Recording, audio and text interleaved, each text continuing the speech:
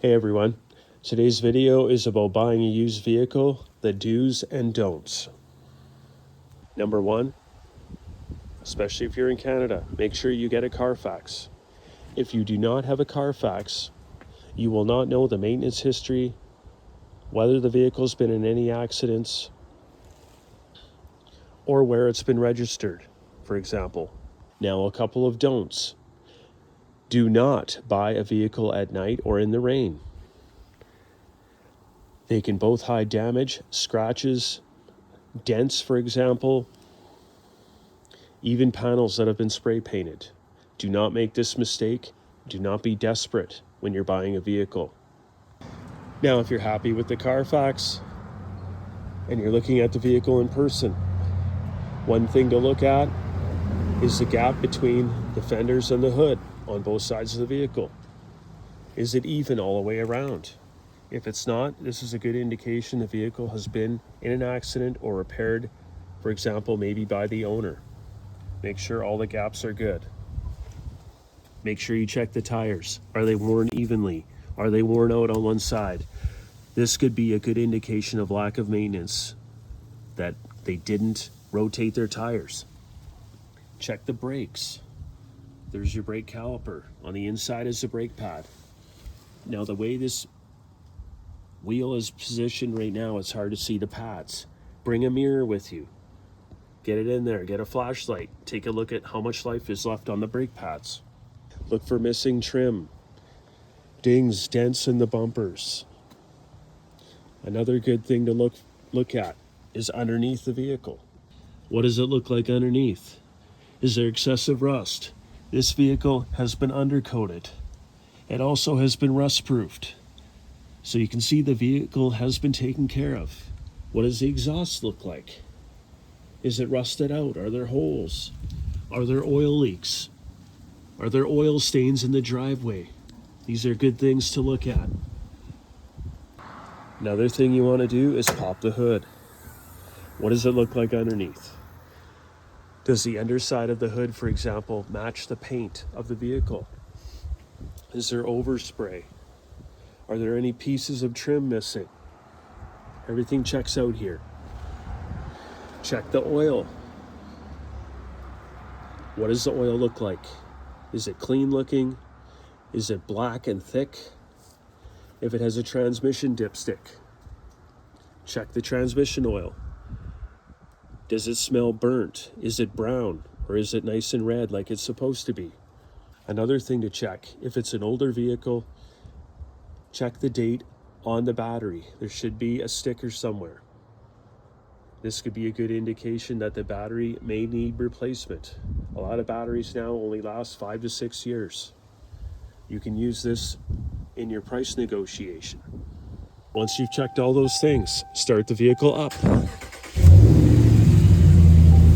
What does the engine sound like? Is it smooth? Is there a knocking noise? Any unusual noises? Check for smoke. Is there blue smoke, white smoke? Blue smoke can be an indication that the valve seals are worn, especially if it goes away after startup, or that the vehicle is burning oil and the engine is warm.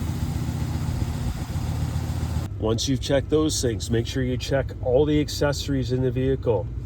Everything from the windows, power door locks, the AC, the heater, heated seats, heated steering wheel. Make sure everything works. Make sure the stereo works. If it's got a touch screen like this one, make sure everything works.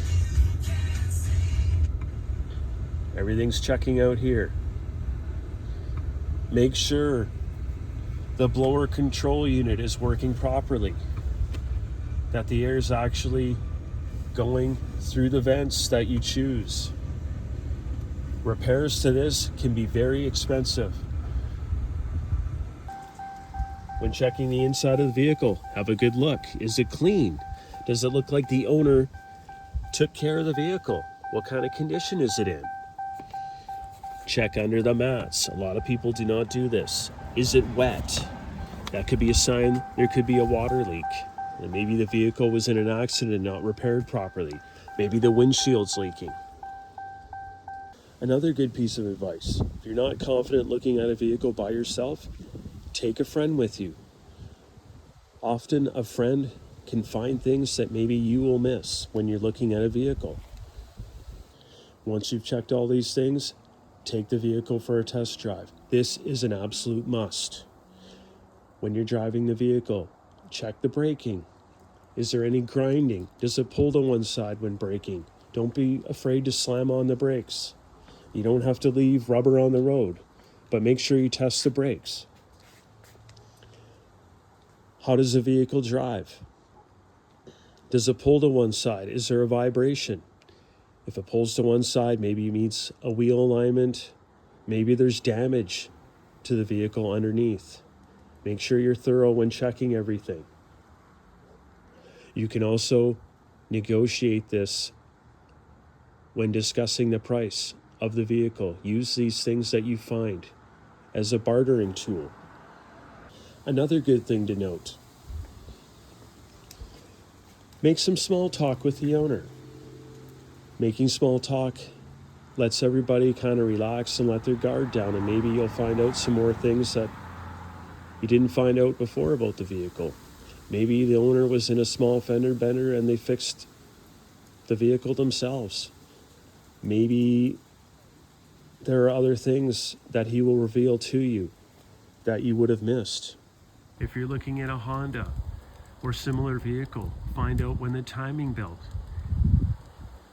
is due to be changed. Find out if the owner has done that.